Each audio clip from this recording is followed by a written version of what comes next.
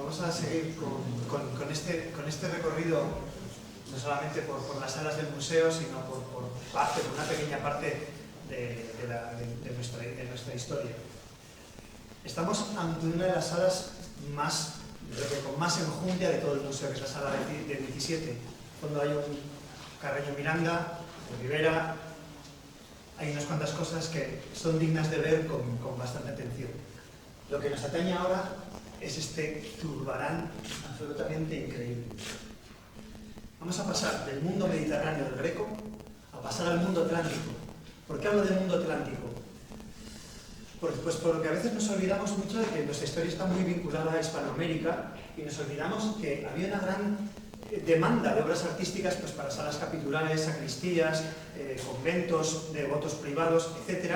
Y esta tuvo muchísimo éxito a base de copias, etc. Tenemos que pensar que estamos constantemente vinculados al mundo atlántico, sobre todo a través de un puerto importantísimo, que es el de Sevilla, donde reside Zurbarán muchísimos años, de donde procede Velázquez.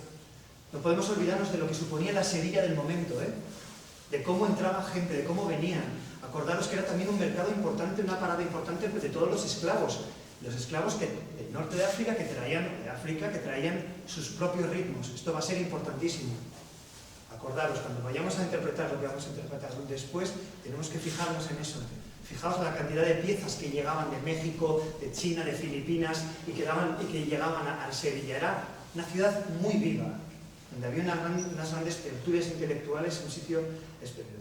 Antes de nada, voy a preguntar, tenemos que hacernos una pregunta siempre antes de ver un cuadro. Es, ¿por qué un Cristo así? ¿Por qué el Greco pinta un apostolado?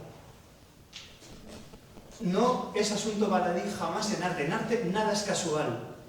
Por lo menos en el arte hasta las primeras vanguardias. No hay nada casual. Todo está absolutamente premeditado.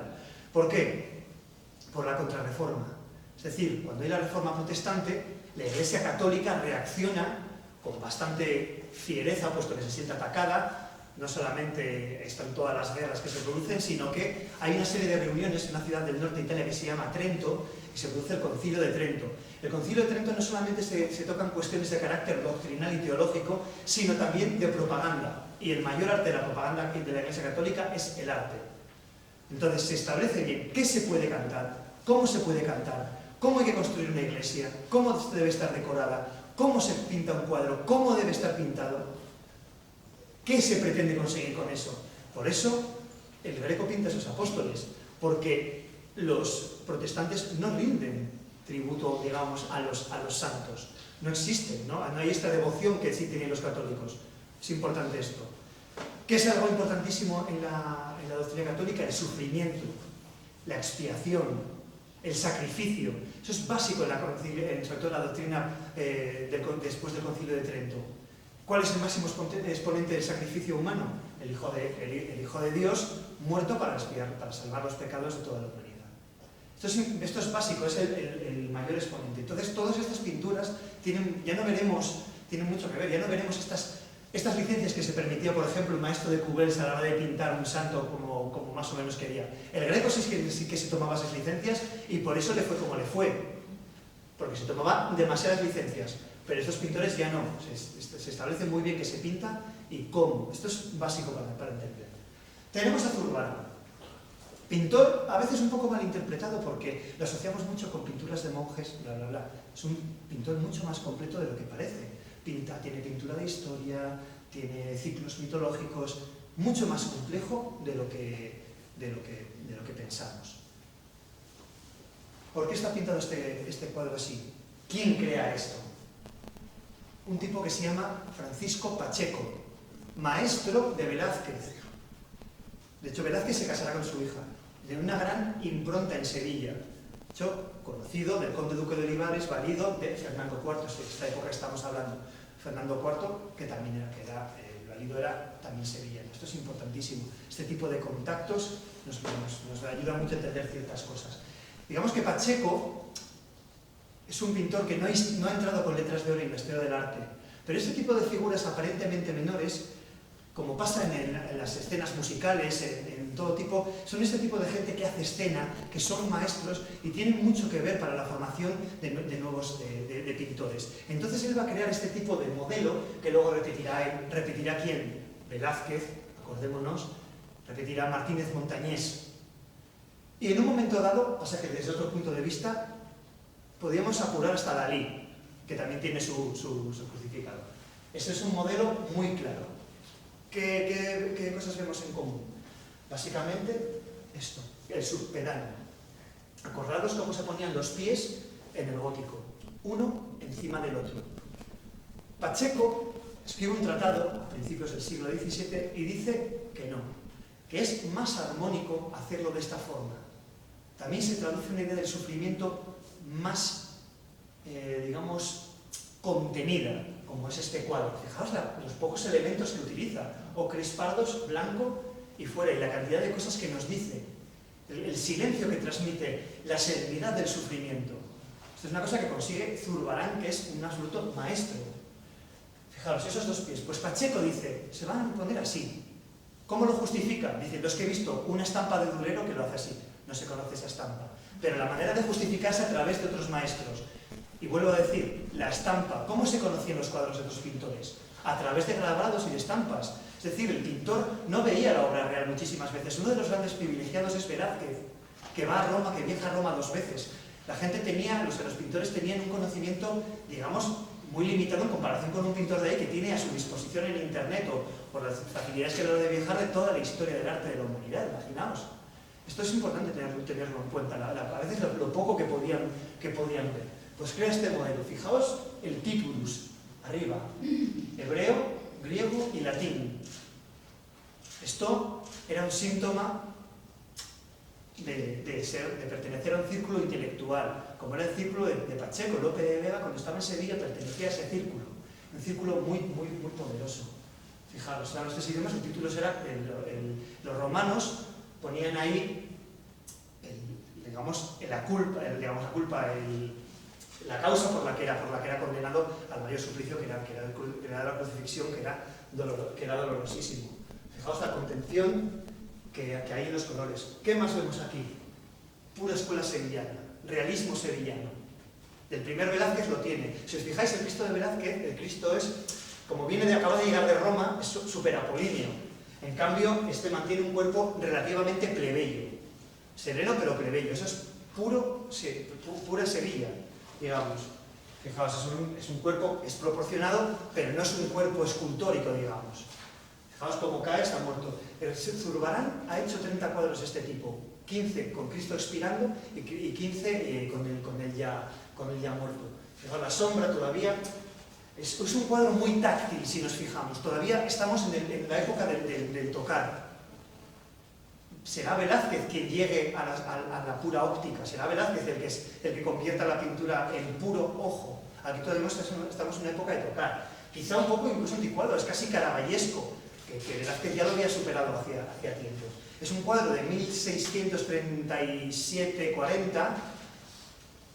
Vamos a imaginarnos la época de España. Felipe IV, 1640, se separa Portugal, revuelta de Cataluña, toda la plata americana que entraba en España salía directa para pagar las deudas con los banqueros alemanes. Como vemos, no han cambiado tanto las cosas. O sea, seguimos un poco en lo mismo. Pero fijaos esa época ya de decadencia de un imperio volcado en el Atlántico, pero de absoluta decadencia, con ya otras potencias como Holanda o Inglaterra compitiendo por la primacía mundial. ¿Qué vamos a tocar aquí? Pues vamos a tocar algo muy español, que es una zarabanda. Con esto quiero explicarla un poquito, porque la zarabanda es un ritmo ternario y toda la musicología española, europea, siempre ha destacado como propio de lo español el ritmo A3. El ritmo 2 es esto, un ritmo binario. 1, 2, 1, 2, 1, 2, 3, 4. Esto es típico, o sea, un ritmo típico. ¿Cuál es una de las características más españolas que hay? El ritmo ternario. 1, 2, 3, 1, 2, 3, 1, 2, 3. O la zarabanda, que es una amalgama de 6x8 con 3x4. Es decir, 1, 2, 3, 1, 2, 3, 1, 2, 3, 1, 2, 3, 1, 2, 3, 1, 2, 3. ¿Qué hubo en España, en la península? ¿Qué hubo en la península que no tuvieron en Europa? Árabes. Que trajeron sus ritmos. ¿Qué había en el puerto de Sevilla y en el de Cádiz? Esclavos, negros. La zarabanda no se sabe si procede de África o procede de América.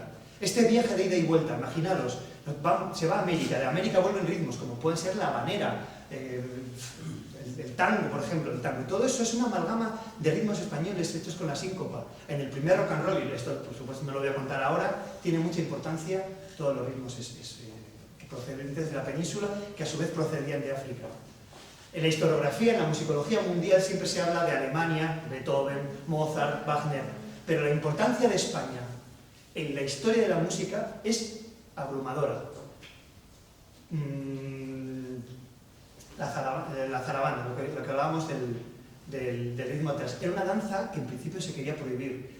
Pongo ahí, hay una prohibición que está escrita en el texto, se intenta prohibir como baile sucio, lascivo, como era el rock and roll o como puede ser ahora mismo el reggaetón, ¿no? Las mentes bien pensantes totalmente escandalizadas con esos bailes. Pero poco a poco va entrando en las cortes, ya se baila en unas fiestas que hace el duque de Lerma, ya se baila también en Versalles para las bodas del duque de Berry. Bueno, hay bastantes datos con esto. Así que voy a invitar a Vincent Stroh, voy a invitar también a Naomi Suárez. La guitarra con la que voy a tocar esto es una pieza de Gaspar Sanz, coetáneo de Zurbarán. ¿De dónde procede la guitarra? Del ud árabe, que a su vez venía de Persia. Fijaros, la afinación que yo la llevo a tocar ahora, con la que tocan Metallica, con la que tocan Guns N' Roses, con la que toca Andrés Segovia, Eric Clapton, esa afinación, ¿de dónde procede? España.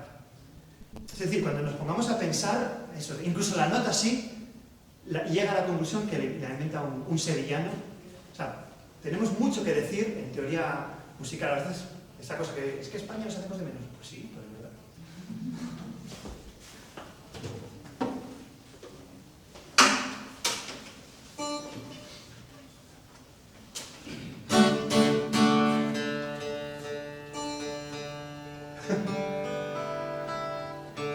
Hablando de afinación.